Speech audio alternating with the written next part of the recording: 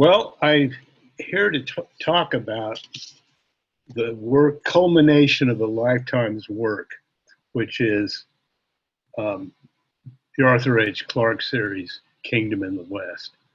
And this is the final volume, 16, The Whites Want Everything.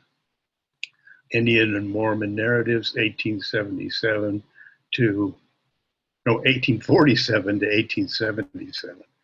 And I had initially titled it Native Voices from the Mormon West.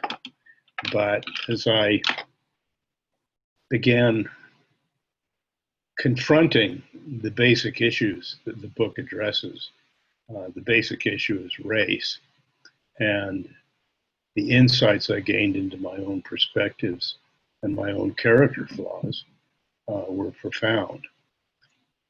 But let me just off the top give you a couple of my impressions of what these native voices say.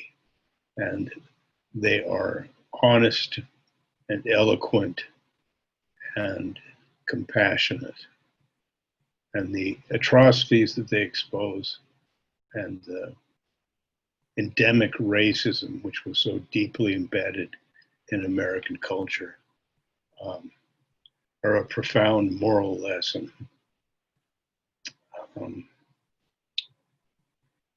And I began to get insights into the different elements of Native culture in my home state of Utah. And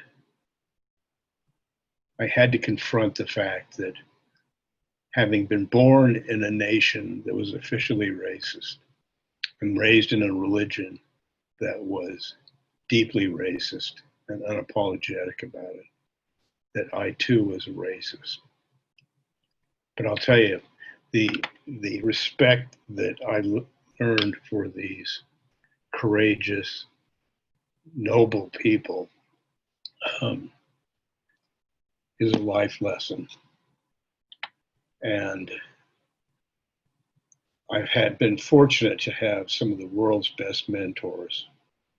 And I've also been both cursed and blessed by the restrictions imposed by LDS Archives, because in the past, when I began work on this 15 years ago, if you wanted to transcribe anything from the Brigham Young papers, for example, you had to go into the archives, bring up a microfilm, which was often not very legible, and then transcribe it onto your computer, which is always a fraught process.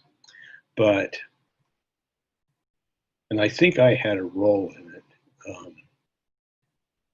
opening Mormon records to the Mormon people.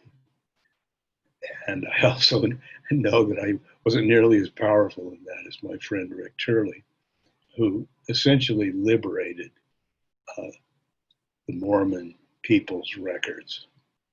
And now you can download them, and they didn't really restrict very much.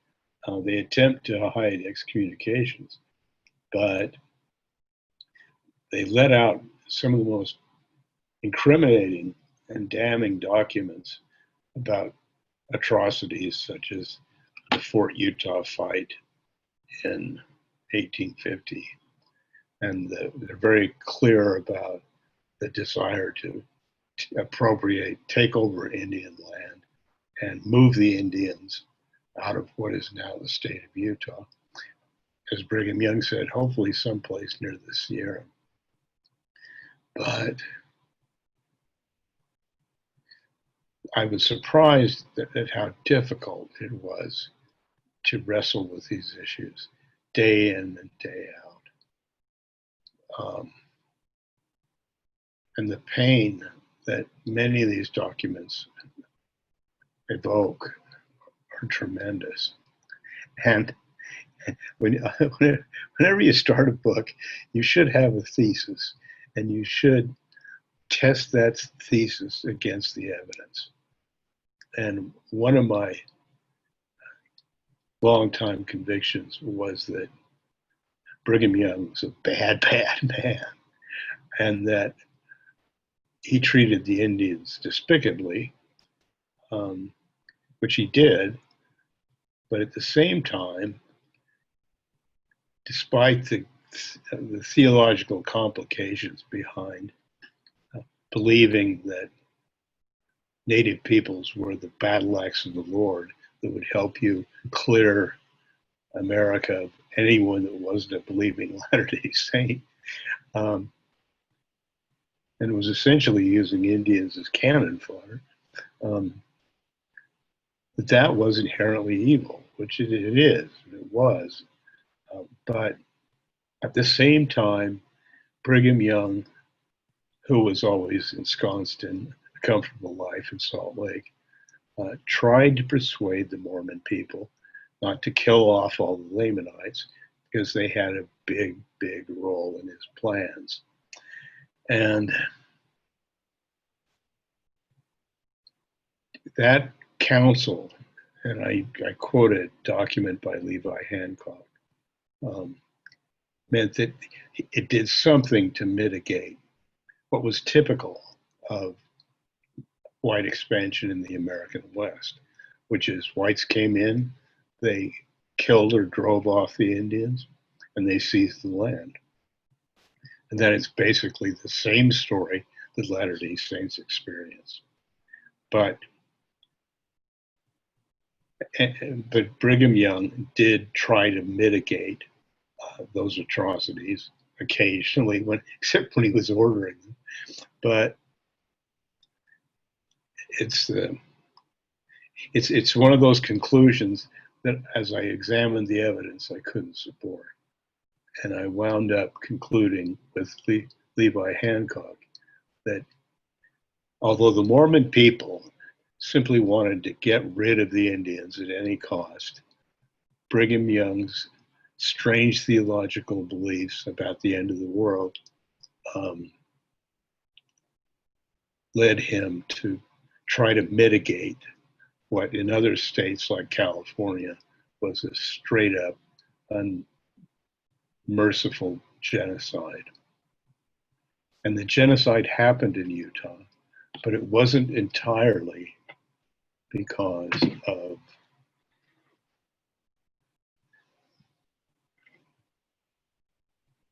what Brigham Young was doing.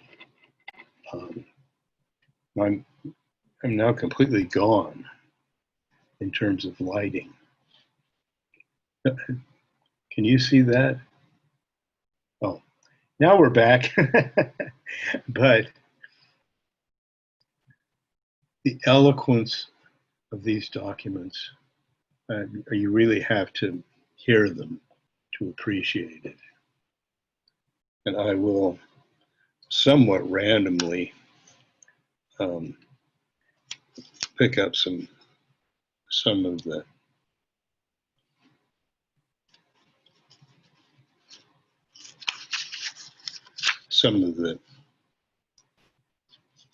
choice quotes that will be found in White Swan.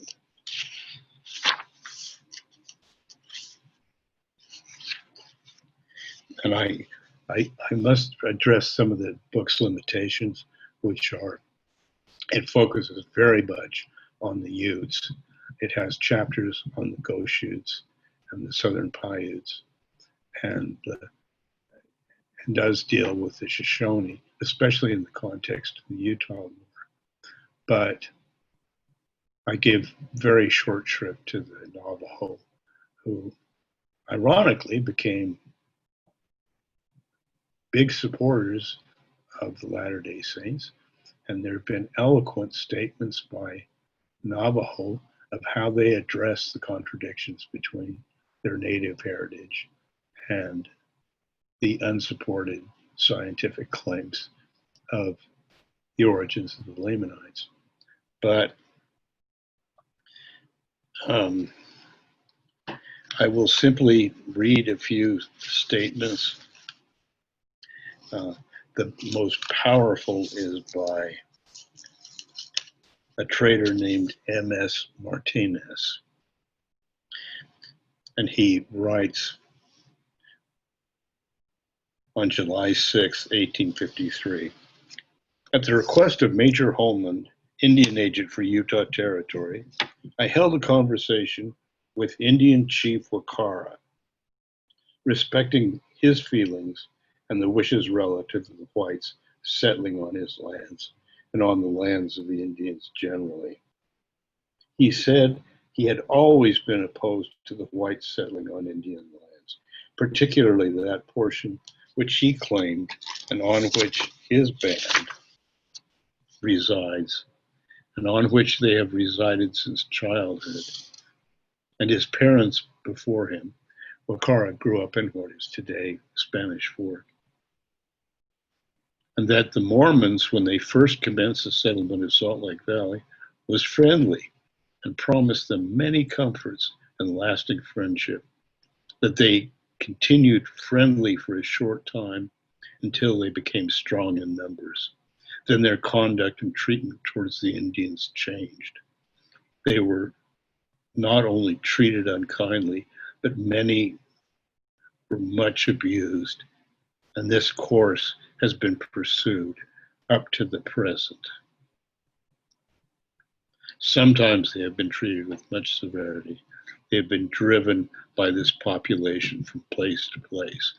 Settlements have been made on all their hunting grounds in the valleys, and the graves of their fathers have been torn up by the whites. He said he wished to keep the valley of Sanpete and desired to leave the valley of Salt Lake, as he could not live in peace with the whites. But the whites had taken possession of that valley also, and the Indians were forced to leave their homes or submit to the constant abuse of the whites. And this is the sentence where Martinez attributes other leaders of the Utes to saying the whites want everything. And Martinez says that he had known Wakara and the other Ute leaders since they were children, and what I would give for 15 minutes of talking to Mr. Martinez. But I will read the concluding paragraph of The Whites Want Everything.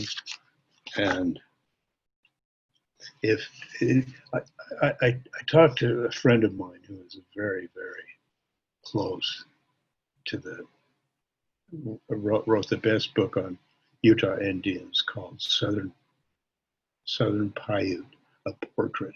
His name is Logan Hedman. And I asked, how do you end a book about such a topic of despair? And he said, every time I would ask a Southern Paiute that question, they would talk about the land.